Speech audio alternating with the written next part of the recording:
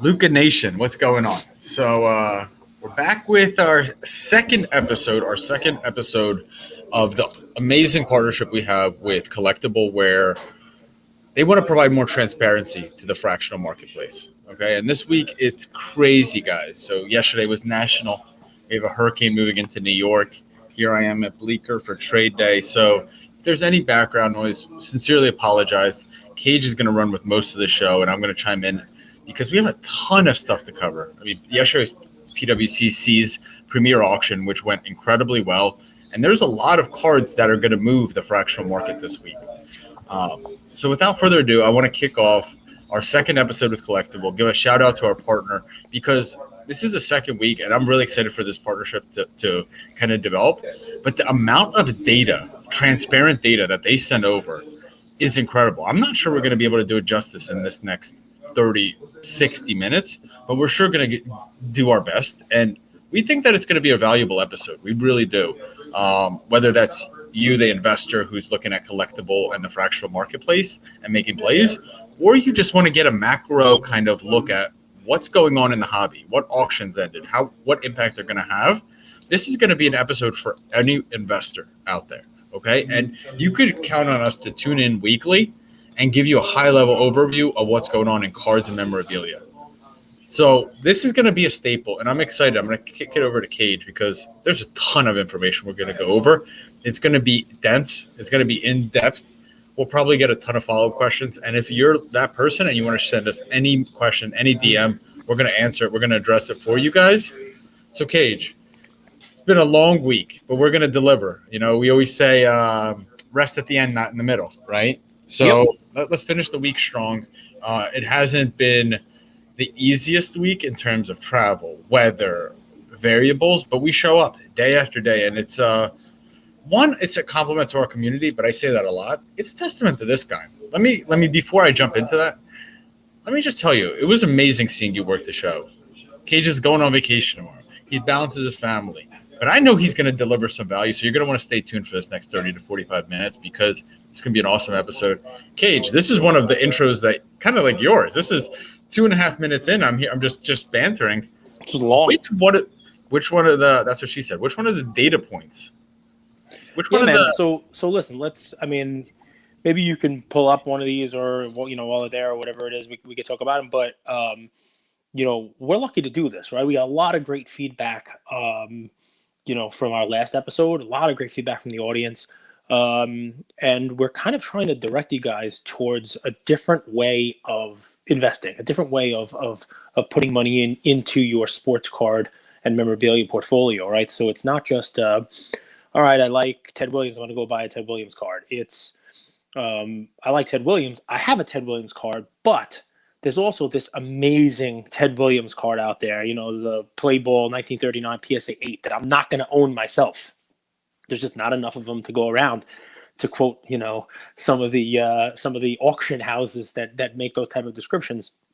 And that's where Fractional comes in, right? And there's not enough of them to go around. So the ones that are available, they allow you to invest in that piece, and you're getting a fraction of it. But what's fun is with Collectibles Power Hour and the expanding trading times, and the other fractional markets that are out there, you're able to trade these things the same way you would trade a stock. I mean, nobody out there is going to say that I want to own all of Amazon. I mean, you could say you want to, but you're not going to be able to. But you might want to be able to invest in Amazon as a company because you see all the great things that it's doing. Same thing, Tesla, you name it. You want to own a piece of it because you know that, in your mind, you think that company is going to continue to increase in value over time. You don't get to own the whole company. And once you're able to kind of understand that analysis for cards and get the whole, it's tangible, I got to get that piece, I got to just buy the best. I've said it myself probably 50 times on the show over the course of the year, buy the best card in the best grade you can afford. Well, Fractional has changed that analysis because now the best grade you can afford is the best grade. You are just not able to afford the whole thing. So instead of what you were doing, kind of like a backward Fractional, instead of buying a 10 or a 9, you were buying a 3 or a 4 at 30% of a 10. Now you can buy 30% of a 10 without having to buy a 3 or a 4, knowing that there's going to be more demand always for that higher grade. Go ahead. Or just to quickly chime in here, Yeah, please. I mean, I just met an awesome guy. You guys know him, Prism God. Awesome guy. His name's Raphael. But we were talking about buying 20 Klay Thompson PSA 10s. How many people would do that? And instead of doing that, maybe you buy the Klay Thompson Golds, for example. So that's another way you buy the Klay Thompson Gold on Fractional. So just another way to think about things. Yeah, and I mean, I think if you think about it that way, because there is such a small supply at that high end, it doesn't take that much to be in a buyout position, to be in a position where the asset itself is going to grow more than those base clays, right? There aren't that many PSA graded, let alone 10s, gold Klay Thompson rookies, if we're using his example, right? And if one becomes available, you could have uber rich folks who want to own the card paying way more than the folks who would be buying 20 of the base cards or 50 of the base cards. So the base cards are always going to be out there. So we just want to make sure that we're doing what we can to get you comfortable with just that as an overall investment theory.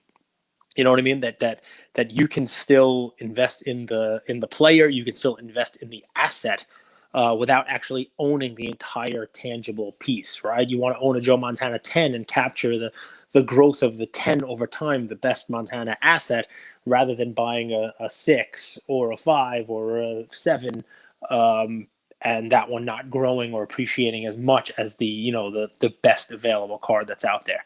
And what we're going to do is we're going to combine that, that knowledge, that information there, the ability to invest with not only information that's available right on Collectible, telling you, what a piece IPO'd at, what the market value was when it IPO'd, what it's trading at now, and what the market value is now, but you would do a cross-reference that against recent auction sales, right, and look to see whether or not there's a play. And because we are not shilling for anyone here, we won't take anyone's money to shill for anyone. We are educating. At least that's what my goal here is that a lot of times the conversation we're going to have is going to lead us down a road to say, maybe you want to pump the brakes on an asset where it's currently situated. And I think I'm going to bring up 2 assets like that, right? And it's better for conversation. That way you guys are doing your research. Andrew likes to talk about teaching a man to fish rather than just handing a fish over a nice piece of Bronzino on a plate. Go over and here's a pole, you name it, the whole deal. Let's talk about that, right? And I'm going to lead it in. I want to talk to you for a second. What are your thoughts about eye appeal grades? About those little, extras that go on, whether it be a Mike Baker or, for today's conversation, a PWCC.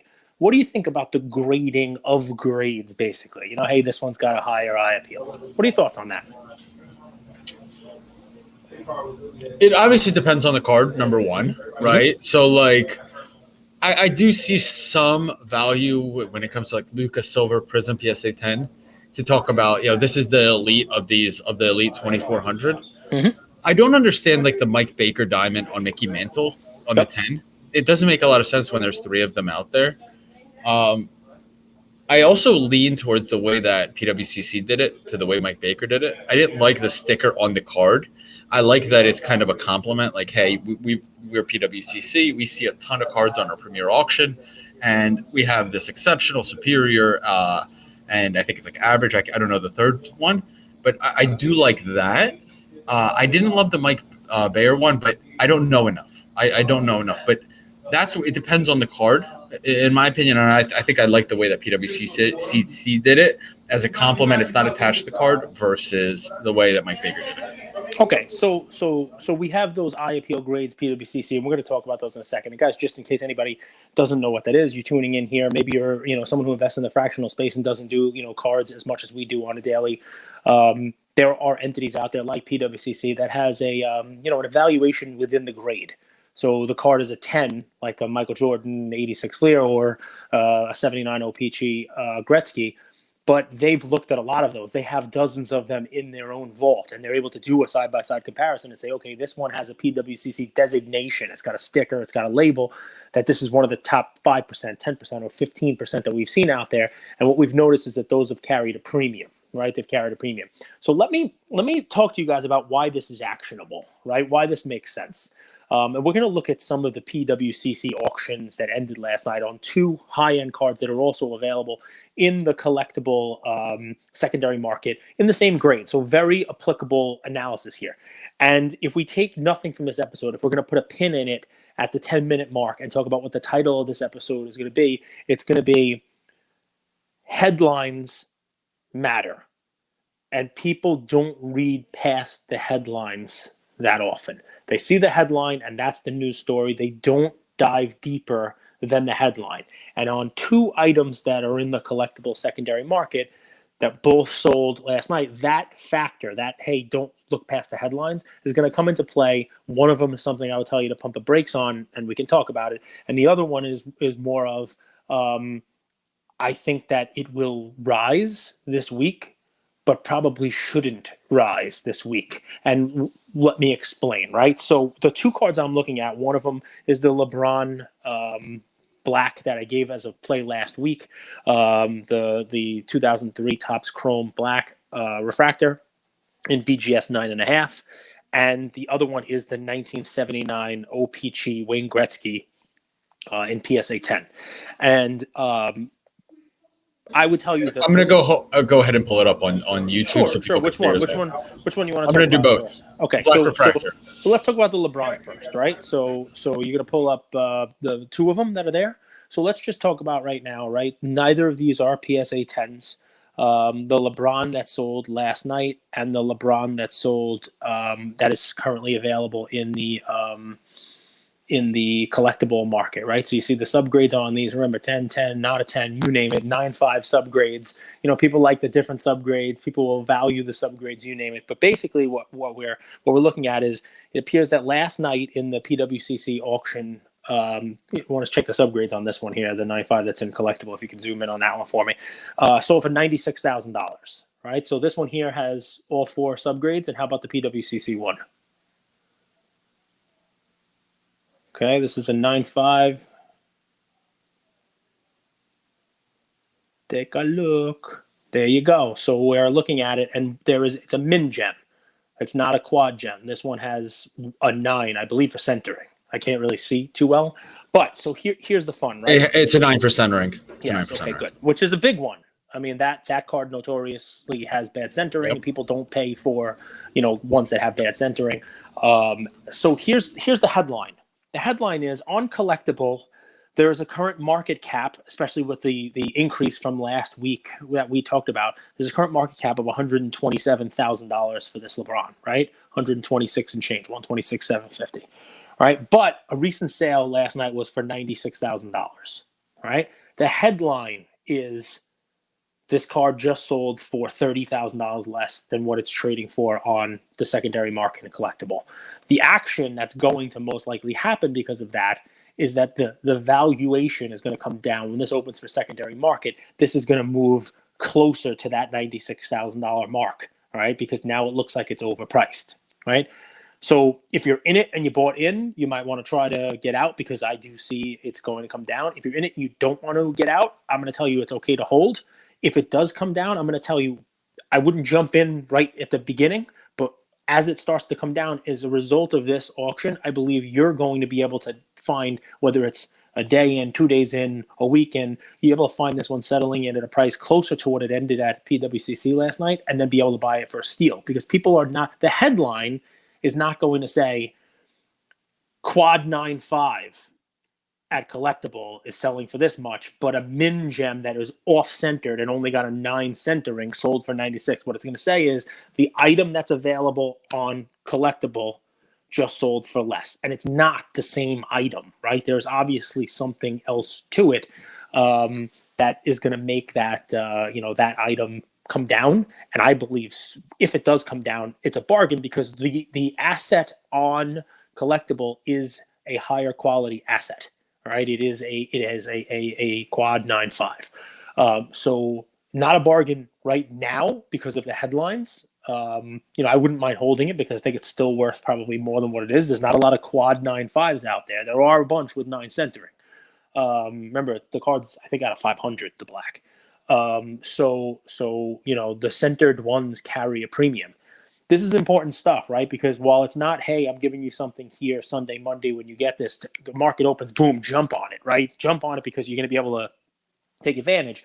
We're going to go a layer deeper than that and say this will be an opportunity for you when the people who stop at the headlines sell this card because they think it's overpriced. And you, somebody who's doing a little more detailed analysis and you're reading the whole article, you're reading beyond the headlines and understanding that there's more to this card. These are not identical cards. You'll be able to swoop in after those initial paper hands, after those initial weak hands, drop the card from just reading the headline, and you'll be able to find a bargain here. Now, can we pull up the Wayne Gretzky that was on PWCC last night and give everyone a little example? And by the way, thanks everybody for watching this on YouTube. While Andrew's pulling this up, we've started to really pick up a lot of viewership on YouTube. I better start shaving. I'm looking a little prettier.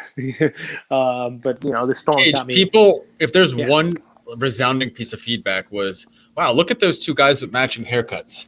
Oh, so yeah.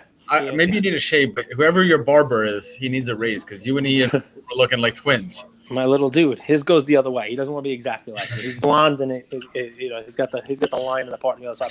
But really though, if you're watching this on YouTube, we thank you very much for that. It's an area we're looking to get into a little bit more. And if you are watching this and you're not subscribed, please subscribe. Our video content will be there. And you'll be able to know about it when these things come out. You'll get a notification and you'll get it right on, right? So Andrew, I'm going to really make you a wizard with this stuff if we can, right? Now, this card here, we're talking about the 1979 OPC Wayne Gretzky card, okay? Sold for $204,000 last night because it had a PWCC, which I believe, it's a PSA 9, not a 10. There's only 2 10s. Our friend Patrick Bet-David sold one of them for over $1 million, and that started, moving this card a little bit. This one sold for I think PWCC is a top 15% card. I think that's what that designation is, right? So what they're saying is that when you have these cards, and there's not that many of these anyway, that this is one of the top ones. Like this one's comparable to a 10. And the 10 was millions of dollars, so this is 204. Can you do me a favor? Can you pull up the premier auction from last month? Or go in their archives and pull up the 79 OPC Wayne Gretzky PSA 9. And I'm going to have Andrew do this for a reason. He's going to pull it up because here's what's fun, right? So they sold a Wayne Gretzky 1979 in the last premier auction. And it did not sell for $204,000. And Andrew, he will find it. And I'm doing this for a reason, right? Because as he's pulling that one up, there is a 79 Gretzky OPC on collectible in the secondary market. And it moved up slightly in the last week. It went from $21 a share up to $23 a share week over week. But it is still not where it was back in July. Forget about June, May. I mean, this is a card that came public in March at about 27, moved up to 28, and in May, when there was a lot of bluster and a lot of fun about the Wayne Gretzky, it was trading up around $33 a share in May, and $33.25 June 4th, and it came down in July 2nd to just over $20 a share. $20.10. Have you pulled up the one from? No, you haven't. I can't find the PWCC archive. Okay, so it's all right. So even if you can't find it, sorry, YouTube folks. But what you'll notice is that the Wayne Gretzky PSA 9 sold for significantly less than the one that it's selling for now, and here's why. Not only did it not have the designation of E on it, right? 1979 Gretzky. Just give me a sec here, folks.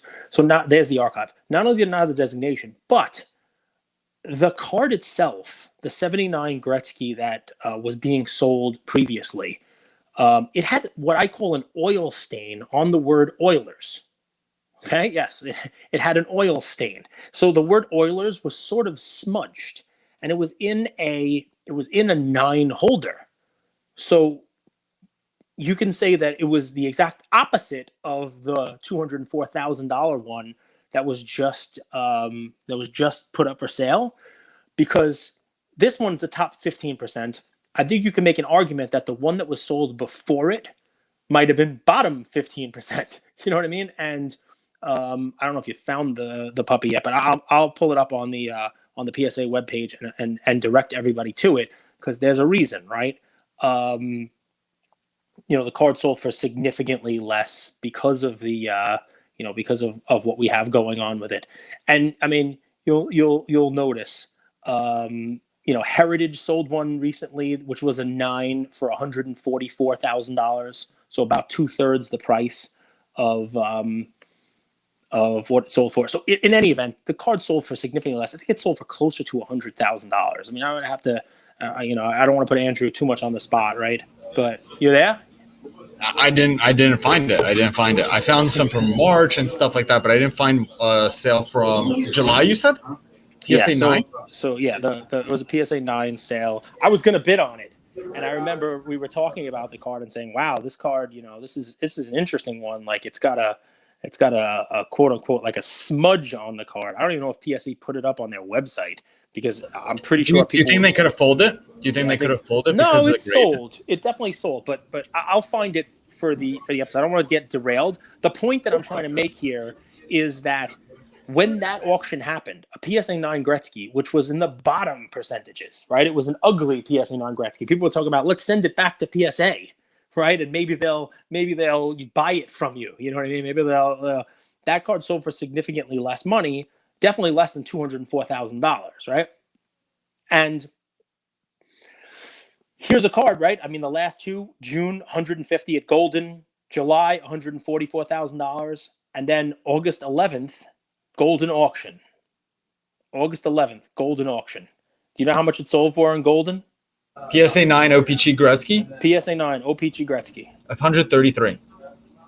No, sir. You can check it on PSA's website. It is, and this is why the card has come down a little bit. You see that it was 140, it was 150. The Golden auction one sold for $118,080. $118,080, right? So that will explain to you guys why the secondary market that came right after that auction, the August 13th, last week's secondary market, had this card sitting at 21. A card that in June and July was in the 30s. Okay, so it's at 21. This particular card, we just talked about the LeBron. I found it. I pulled it up. Thank you guys for being patient with us. So this particular card, the LeBron, is going to go down, and it's going to go down because it's just a headline read, right? BGS 9.5, BGS 9.5. The one on collectible is worth. It's worth what it's worth. I don't mean to derail you. Real quick, could you share with people, if you look at this card, people will say, what's going on here with the border? Yeah, that's just the cut on the card. Little rough edges on the 79 OPG. Even the 9s have it. Some of the really nicer ones, like the one that just sold for PWCC, you're helping make my point. If you look at this one. Much cleaner, right? So, which is why that card is a E designation. So here's the thing. Just like I think the LeBron's going to come out of the gate in Monday trading and trade down, because the headline is collectible has it valued at 127 and it just sold for 96. Well, collectible has the 9 Gretzky valued at 154,000, and now the most recent sale is 204. So I think the opposite is going to happen on this Gretzky. I think if you wanted to try to jump in, that 204 is a headline grabber. And I think you'll probably see in the initial phases that card move up, that fractional share Gretzky to move up a little bit in price, because 154 versus 204, that's an interesting thing, right? There's clearly an arbitrage play there, but it's one of those things. I'm not a huge day trading fan, right? And I'm not buying this, guys. I'm telling you what the data says, what the numbers say. I'm not trading these. I'm not going to get in ahead. I'm not going to dump these things. You should know that right off the bat. And, it's as good of a place as any for me to do this public service announcement. I don't own any fractional shares. I own no fractional shares. I will not be buying these plays. I will not be selling these plays, just so that you know that it's not, you need to race me for it or you're riding with me. If that gives me a couple of negatives from some folks out there saying, how can we really believe you if you're not willing to ride with us? I'm willing to take those lumps in exchange for the ethical portion of me not trading these things while also giving you these, this bit of information that's out there. That's really my goal. It's an education. It's less about the cards that we're talking about, although I think you can probably understand where we're going with both of these, and I think they're going to move in opposite directions for opposite reasons.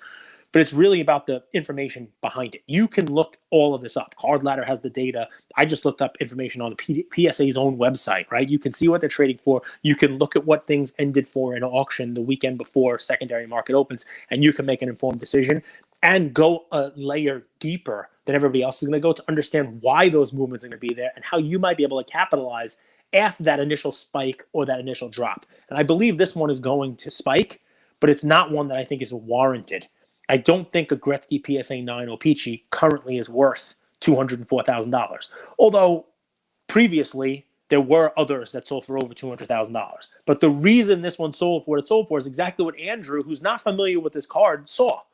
This particular one looks significantly better than the last one that sold, even though they're both in 9 holders, right? This one has a clean edge. It's centered. It's a very nice card. And the one before it, it's a 9, but it's not as nice of a 9. And you got to remember that when we're dealing with cards, right? An Amazon stock is an Amazon stock is an Amazon stock, right? The company's worth what it's worth, and the shares are worth what they're worth. Not every Gretzky 9 is the same and worth what the Gretzky 9 sold for the day before. Same thing, especially with BGS, when you're talking about subgrades, they're actually right there in your face. Not every BGS 9.5 is the same as the BGS 9.5 that sold before. So this Gretzky, whereas I think the LeBron's going to go down and provide a buying opportunity at the dip, if you're able to get in this Gretzky at the beginning, right, and jump in, you'll be able to ride this one back up. A month ago, on July 23rd, this was 25.5. It closed last week at 23. If you go back a little bit further into June 25th, 2 months ago, it was 27. And in June, it was over 30. Like I said, June 4th, 33. So that means, the difference between where it was in early June and where it was in August is a 50% drop from 33 down to 21, and it's currently only at 23. So I believe there is going to be a little bit of a jump when this opens up, but I would expect a pullback on that also. Once people start to realize this is being priced against a I believe, better asset than what's being held here, then what will wind up happening is the next one that sells will not sell for as much as this. And then you're sitting in an asset that's priced higher than the next one that sells. So 2 sides of the same coin, guys. You have one that's sold cheaper, but it's a lesser valued asset. You had one that sold higher, but it is a better quality asset.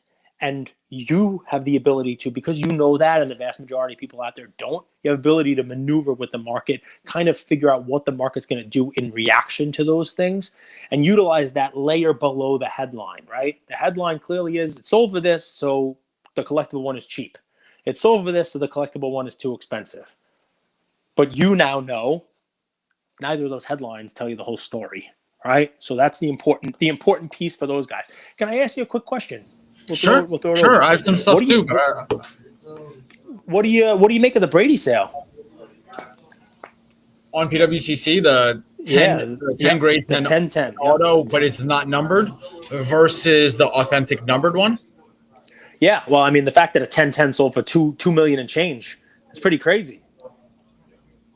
There's only people 2 of those. I think people like scarcity, regardless if it's real or artificial, right? So So if you guys don't know, there's 2 versions of the contenders autos, right? There's one that are numbered out of, is it 99 or 199? It's 100, I think. 100, and then there's one that's just his rookie signed but not numbered. But when you have a PSA 10 with a subgrade or an auto grade of 10, it kind of provides this artificial scarcity. So there may be out of 100 autos, and they're graded in different grades, but this one's a pop 2, and I think psychologically that plays into the mind of very wealthy individuals buying these cards, where they begin to chase it. They see pop 2, PSA 10. Everyone loves PSA 10s. And then you get a 10 auto. Because you see that so rare in PSA, people forget that this is just kind of the base version, for lack of a better word, where the other one is like the silver or the blue. To me, yeah, 10-10 just beats out Beckett, beats out BGS. That's what it tells me. Like the fact that it was numbered versus non-numbered kind of fell by the wayside, and you saw a 10-10, and people think that's clean. I can't get better than a 10 on the auto. I can't get better than a 10 here. The other one, even though it's a more limited card, was a Beckett. I think an 8 on the card and a 10 on the auto. And we've seen 7s, 7.5s, 8s. Not you've seen crazy prices for these things, astronomical prices. But I think that 10 carries a lot of weight in the market now with the people who are coming in. So Cage, Yep. I mean, I'm glad you went right to Beckett because to me that's the standout story, and I'm gonna layer on 2 pieces of information talking about the Jordan Fleer. Mm-hmm. One thing, guys, please pay attention to this. Go to Card Ladder. In June, the Jordan Fleer had five auctions on the 6th with Golden, on the 6th with Golden, on the 19th, on the 28th, and the 28th. So 5 auctions of the Jordan PSA 10 Fleer. In July, you had 3, one of them being that $840,000 outlier. In August, 2. And you saw the price ended at $408,000 on the Fleer PSA 10. So big part of that Jordan card is actually the available supply. How many of those cards are hitting the auction house? I was going to say some marketplace, but not that marketplace. Just how many of them are hitting the open market? Now, Cage, I'm going to share a screen, and you tell me what you make of this, because to me, it's right in line with what you just said about BGS. And I'm curious, what's your analysis? We know that this has been happening, but how do you interpret it? So here's a beautiful BGS 9.5 quad 9.5 Jordan that ended for $72,000. Now, no exceptional, no subgrade here by PSA, but beautiful card. That same card, here we are in a PSA 10. Look at that card. That sold for $408,000. Cage, that discrepancy is tough to fathom, right? Because at one point in the hobby, people would say a Gem Mint or a Gem Mint Plus is comparable to PSA. At other points, they said, okay, it's half the price. But here, Cage, here, this is an eighth of the price. How do we make sense of this? So this is not a rare card. I'm a holder of it. You guys know that I love the Michael Jordan PSA 10 rookie card. I think he's iconic. I think the card's iconic. I think it means a lot for the industry. I think it means a lot for the hobby. I think it's just one of those iconic cards. And it has value not because of its scarcity, because there's almost 320 PSA 10s, right? And plenty more in the BGS holders. It has value because it's one of those cards that is an invite to the party. It's like owning a V-Friend that gets you into VCon. You know what I mean? It's an all-access pass, right? That when you are an insider in the hobby, you're somebody who considers yourself a big player in what it is we do. You walk in and you flash your Michael Jordan PSA 10. You flash a just as nice BGS 9.5 86 Fleer Jordan, and maybe they let you in the back door if somebody's got a loop and says, wow, that's a real nice one. That's a really, that probably could be a 10. But the vast majority of the big money that's coming into the hobby, they're not, magnifying glass, buy the card, not the holder type of folks. They are influencers. They are DJs, a lot of DJs. They are people who've been canceled by YouTube before, but come back stronger and think they're boxers. They are people who are not hobbyists, but they know that a PSA 10 Michael Jordan means something when it's part of their collection. If you're buying a fund, right? If you have an investment fund, if you're going to be one of the, Google of people that are out there, that's a number, by the way. And Googleplex is a number too. You got to learn stuff. It's an education episode. Of people out there who are starting investment funds this year with just sports cards, because there's more than 3 of you. You don't woo your clients from Wall Street. You don't, you don't wow them with your deck, DECK, when your deck has a BGS 9.5 Jordan in it. It's PSA or we don't play. Thank you, Kendrick Perkins. If you want to be taken seriously with whatever you're doing in the hobby, the PSA 10 is the one, and the BGS 9.5 means you couldn't afford the 10. And it just carries its, its and this thing. Is really, really important, right? Because there's 2 types. There's more than 2 types, but for this sake, 2 types of investors. there's people that kind of try to get ahead of the curve. I'm thinking Bro Namath with comics and VHS tapes, and there's guys that respond to the market. What Cade just described to you guys is what is currently happening. Guys, the market changes all the time. From my standpoint, as much as I have a disdain for VGS, that price, that's not cause for concern. That's cause for opportunity for me. But there's other guys who don't try to reinvent the wheel. They don't try to get ahead of the curve. They're just, this is the way that things are. It's the admission ticket, PSA or go away. That's it. And it's important to remember and have the self-awareness to know which one you are. So I love the Brady talk, right? Because if you look at the data on collectible on the assets, if you were holding a Brady card, and this works both ways, guys. If you happen to be holding a Brady card and you watch the secondary shares being transacted, not just the individual items. So everybody likes to pull out the PSA, here's the auction, here's the this, here's that. Quickly becoming a very valuable source of information is the secondary market trading on a source like Collectible. Because if you look at all of the Tom Brady items that they have in the secondary market, what you'll notice is a very easy story to decipher, and that's for the last couple of weeks, all of the Brady items without fail are moving up, right? So it shouldn't surprise anyone that when there's a high-end or two high-end Brady cards, that they're going to lead the way in the premier auction, and they're going to sell for significantly more than what people expected them to sell for, right? Because you've seen the groundswell already. You've seen the data. It's right there in front of you. You've seen, that Brady's cards. Go ahead. What do you got? Well, that was just one of the points that was brought up, and I watched this play out in front of our eyes. So the 2000 Contenders Brady basket, it was two BGS 9s. We talked about it last week. It One was of our plays. $170K buyout. Yep. That buyout was rejected, and immediately you saw a 30% uptick, 29.4% to almost 200,000. So you literally saw that play out in front of your eyes last week, right before the PWCC Premier Auction was about to end. So just to give some data to what you said. So better data, needling it down. If you saw this coming, if you were like, all right, football's coming, when should I get into football? Let's say July. If you were the person who July 4th weekend did your homework and wanted to buy, it's too bad we weren't doing this episode back then to you guys, right? Because you wanted to come out after July 4th and the Friday, July 9th, the close of trading on July 9th, the Tom Brady, let's just use the SP Authentic PSA 10. Like, it's a nice clean one. There's enough of it out there. It's not the basket, but if you bought into that Tom Brady SP Authentic PSA 10 on July 9th, it closed at a share price of $14.25, $14.25. You want to know what it closed at this past Friday? $26. And I'm betting you it goes to 28.5 because Brady's the headlines and you name it. So what would that mean? It goes to 28.5. It means that between July 9th and opening on August 23rd, you would double your money. Literally a doubler in 6 weeks. And it kind of reminds me of the FOMO, right? It feels like a little bit of chasing there too, right? With season right around the corner.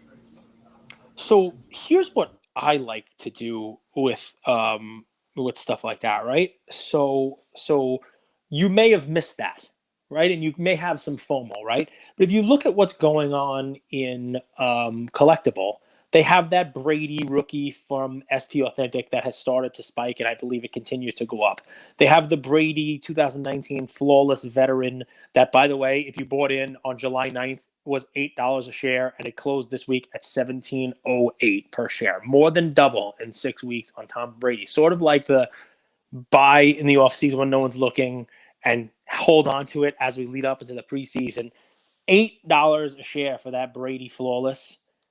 And it's 1708, and I'll bet you it goes up a little bit now that he was the the headline guy, right?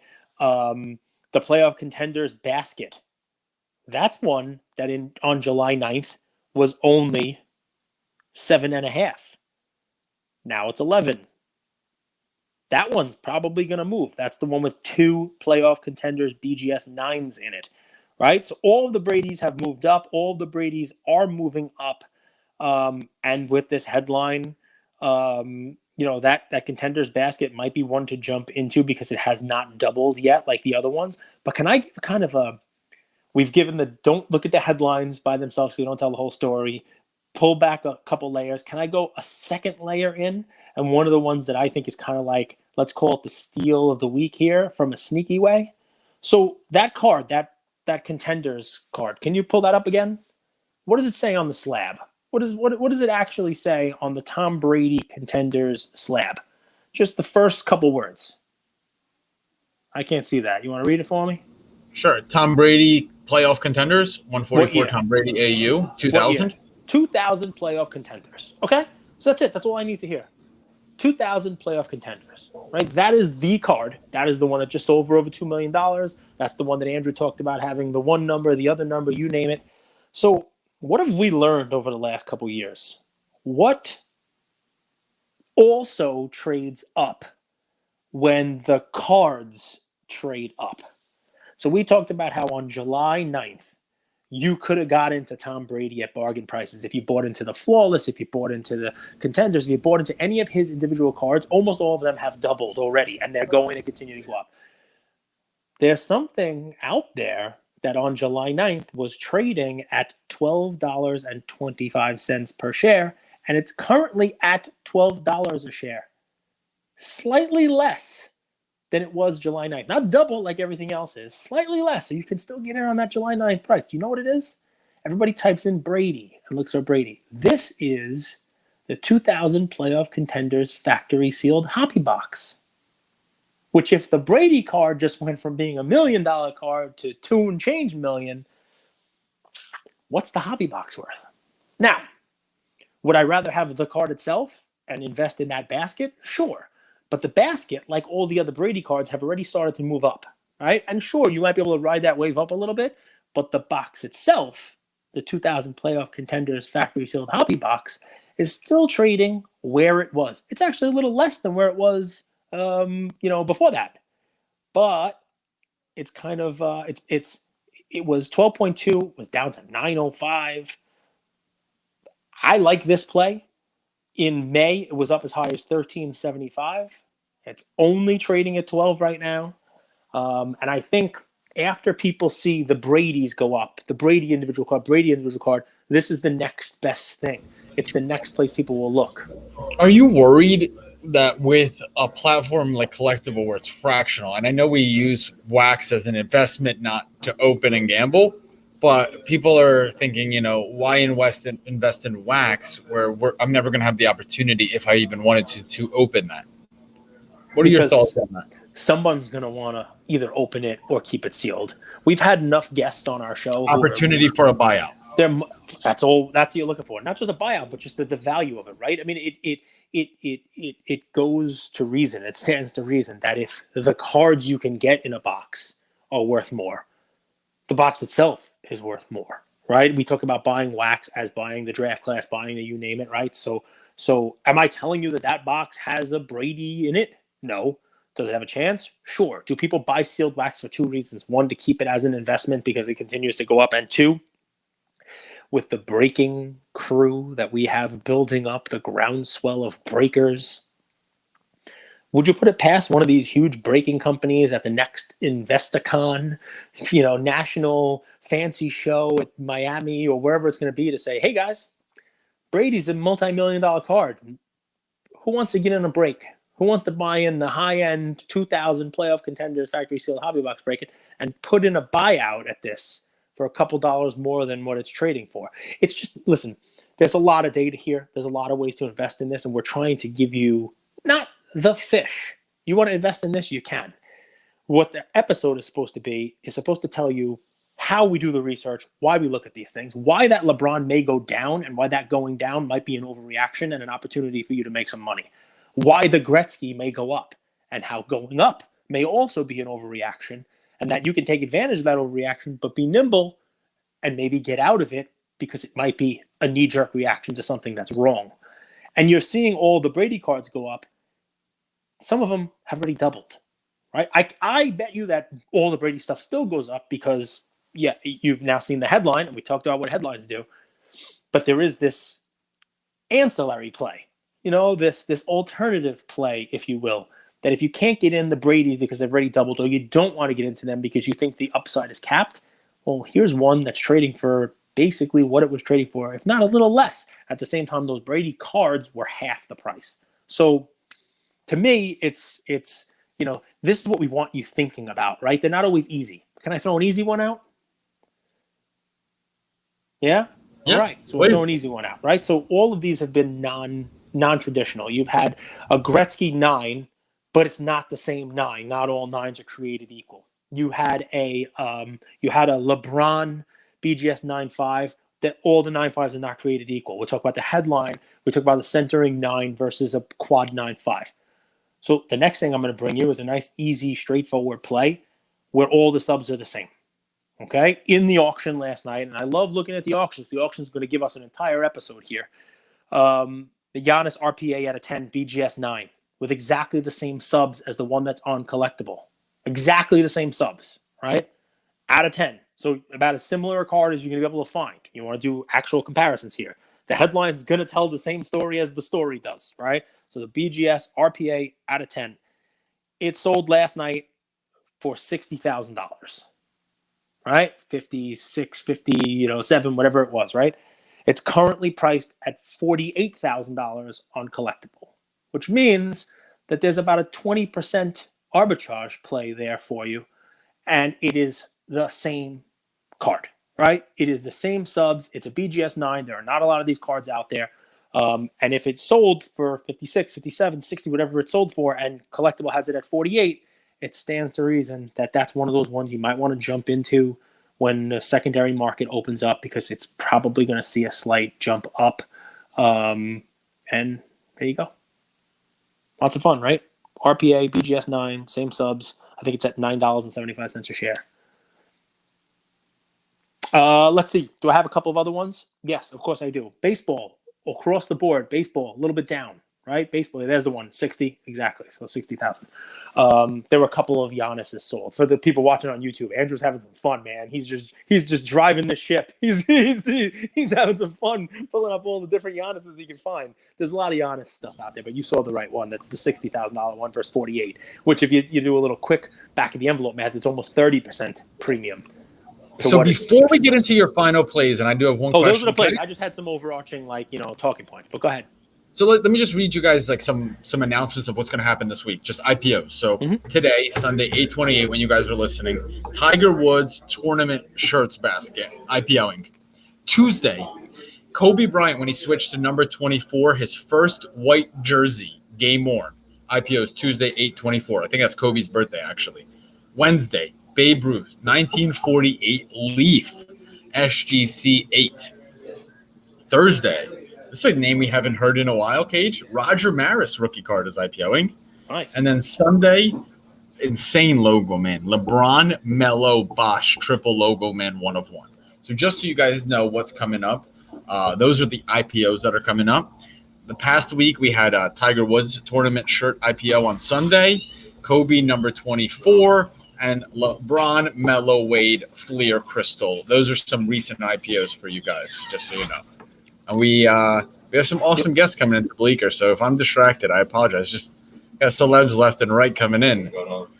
Now you frozen. Whoever it was, it's awesome. You just got frozen. They froze me? That's the kind of you were like this. Wow. Who is it? Who is it? You're on mute. I can't hear you. Hey, look at this. That's Settleman? Jack Settleman. There he is. What's up, Jack? This is the pod. What's up, bud? How you doing? It's a collectible episode, so we're trying to teach people how to fish. We're wrapping it up. So wrapping Andrew, it up. 2 minutes if you can, because I know it's your favorite segment. Memorabilia. We got some crazy stuff going on in the memorabilia world, right? Why don't you give like 2 minutes about memorabilia? Well, here's the one question we got. And guys, if you have questions for our podcast, send us a DM, because this one we literally fielded right from our show. So hello, Andrew. Love the new episode and excited to dive into Fractional. Quick observation. Why is the Jordan autographed game-worn jersey, $230,000, a fraction of what the Kobe sold for, which was $3.7? I'm going to pull this up on the screen share. Am I missing something here? Is there a massive supply of MJ jerseys, not Kobe's? He'd love for us to talk about it. So I'm going to pull it up. This is interesting to me because one thing is it is the Kobe rookie jersey, so there might be some added kind of provenance to that. But the only thing that we know, Kobe signed a ton. Kobe's from 1996. Michael Jordan's jersey's from 1980s. So I'm going to pull these up. Curious if you have any take on this, because this gap is astounding to me. Well, I mean, anything Kobe's huge, but I really do think you need to look at the game used jersey market overall as a segment that's going to start to move up. And that Jordan, I think, at the price that it's at is a bargain. Magic Johnson has had a game used jersey sell for over $1 million, right? And I mean, we had the Jackie Robinson one that sold for $4.2 million. Yeah, I'm sure there are a ton of Jordan jerseys out there, and Cage, Jordan I'm was one. curious. Okay, Do you please. think it's because this autograph right here is a little bit faded? Yes, a little bit, Okay. Because little bit. here it is, guys. So here's the jersey, the Kobe jersey sold for 3.7 million at auction. Rookie jersey, but that's 3.7 million. This one right here, Jordan, game worn 1984-1985 season is trading for $217,000. Yeah, I think with the headlines that go up, I think that's a card that's a piece of memorabilia that's going to move up, right? I mean, think of all the things that are out there. Pete Rose bat sold for $855,000. Hank Aaron's 3,000 hit jersey 540. DiMaggio, game bats over 408,000 versus Collectible has DiMaggio's earliest known bat. It's only $64,000. I know the final game has a story to it. It was passed on to a teammate and all that stuff, but 408,000 versus the earliest known bat. You want the last one or you want the first one, right? Usually we like rookie cards instead of final year. And even if you don't, 64,000 versus 408,000. Interesting. Ted Williams All-Star Game bat sold for $240,000, right? And Collectible has an IPO of his Triple Crown bat that's IPOing for $197,000, which is about 20% less than what that All-Star Game bat is selling at. I just think game used memorabilia, people gloss over it. We talked about it with Nat Turner. We talked about it with Ken Golden. It's a segment that obviously people are looking to get into. Bats, being graded and that kind of stuff. So, it's definitely an area where, where people are definitely looking at now. An Aaron Rodgers jersey just sold for $43,000, and Collectible has a basket of Manning, Favre, and Marino game used trading at $39,000. All three of them combined for less than what the Rodgers just sold for. So if you're a memorabilia collector, if you're somebody who believes in that segment, there are definitely some bargains out there on the collectible trading space. Two little things, and we can just wrap it up, right? Baseball overall, this is one of those things, right? We could look at the data and then kind of guide your, where you go. We talked about how Brady's cards have been moving up in the secondary market on collectible. So if you have Brady cards, you shouldn't be surprised that these auctions just sold for more money. You get to see that week over week closing price, the closing bell on Friday, right? So you get to see kind of the trajectory, what's moving up, which one's picking up steam, which one's not. Overall, vintage baseball is moving down. I know I'm painting with broad strokes here and it's not every card, but if you were to just look at what's going on in the collectible secondary market, overall, your baseball cards are selling for less. I'm talking about the Clementes, the Mays, that kind of stuff. They're selling not huge amounts less, but slightly less, a little bit of a tail off. Maybe people are moving their money into football, as you see with the Mahomes stuff and the Brady stuff and football cards in general moving up. And maybe they're just taking some money off the table on their vintage baseball. Vintage baseball down. But here was another one. If you're a believer in Dwayne Wade, now might be a chance to buy in at a really low price. I've heard some people talk about Dwayne Wade being underappreciated. I think Lior, when we had him on our 10 for 10, said he was a fan of Dwayne Wade as well. There are several Dwayne Wade items, some with LeBron, trio cards, that crystal one that's on collectible. There are their own Dwayne Wade high-end cards, and they've all started to slowly move down. They're less week over week this year than they were the week before, and they're definitely lower than they were trading for a couple of months ago. If you're a believer in Wade, if you like Lior or anyone else think that Dwayne Wade is underappreciated in the hobby and that will eventually correct, there's an opportunity there in Dwayne Wade's cards because they've started to move down. Those are just two, overarching kind of looking at the data, things that stuck out to me. So we got the Giannis out of 10, which is a play.